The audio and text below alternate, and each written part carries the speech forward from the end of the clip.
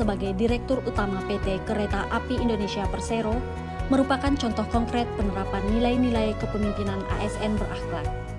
Meskipun berasal dari sektor swasta dan tidak memiliki latar belakang perkereta apian, Pak Jonan mampu melakukan transformasi besar melalui kepemimpinan yang berorientasi pada pelayanan publik, integritas, dan hasil kerja nyata.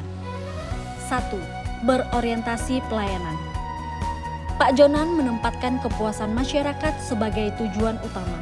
Hal ini terlihat dari kebijakannya membenahi layanan kereta api dimulai dari kebutuhan dasar pengguna, seperti kebersihan toilet stasiun, kenyamanan kereta, dan ketertiban penumpang.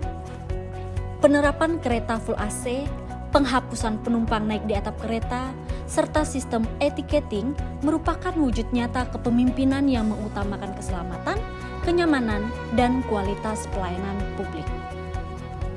Dalam memimpin PT KAI, Pak Jonan menunjukkan akuntabilitas yang tinggi melalui perbaikan sistem kerja dan pengelolaan keuangan yang transparan. Di bawah kepemimpinannya, PT KAI berhasil bertransformasi dari perusahaan yang merugi menjadi BUMN yang mencetak laba hingga ratusan miliar rupiah. Setiap kebijakan yang diambil berdasarkan pada data, evaluasi lapangan, serta dapat dipertanggungjawabkan hasilnya kepada negara dan masyarakat. Meskipun tidak memiliki latar belakang teknis perkeretaapian, Pak Jonan menunjukkan kompetensi kepemimpinan melalui kemampuan belajar cepat, adaptif, dan berbasis pengalaman langsung. Ia turun langsung ke lapangan, mencoba menaiki KRL, dan memahami persoalan secara nyata sebelum mengambil keputusan. Hal ini mencerminkan kompetensi ASN yang terus belajar dan meningkatkan kapasitas diri demi kualitas kinerja organisasi. Dalam proses penertiban stasiun dan pembenahan organisasi, Pak Jonan tetap berupaya membangun hubungan kerjasama yang saling menghargai. Penawaran kepada sebagian pedagang untuk bergabung menjadi pegawai PT KAI, serta peningkatan kesejahteraan karyawan menunjukkan kepemimpinan yang memperhatikan aspek kemanusiaan, keadilan, dan keharmonisan dalam lingkungan kerja. Loyalitas Pak Jonan tercermin dari komitmennya terhadap amanah negara. Ia bersedia meninggalkan jabatan dengan gaji tinggi di sektor perbankan untuk memimpin PT KAI dengan penghasilan yang jauh lebih kecil. Loyalitas ini bukan kepada kepentingan pribadi, melainkan kepada negara, masyarakat, dan tujuan pelayanan publik yang lebih besar. Adaptif. Pak Jonan mampu membaca perubahan dan tantangan zaman dengan cepat.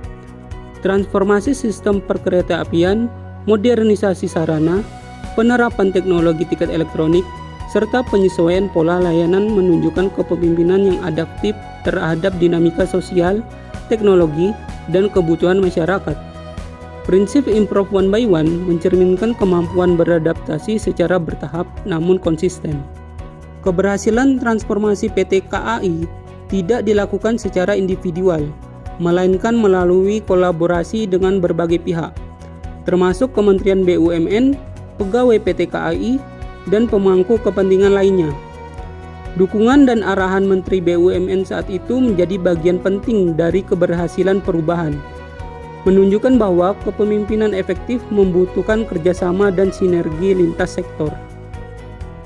Kepemimpinan Ignatius Johan memberikan pelajaran penting bagi ASN bahwa perubahan besar dapat dimulai dari hal kecil selama dilakukan secara konsisten dan berorientasi pada pelayanan publik.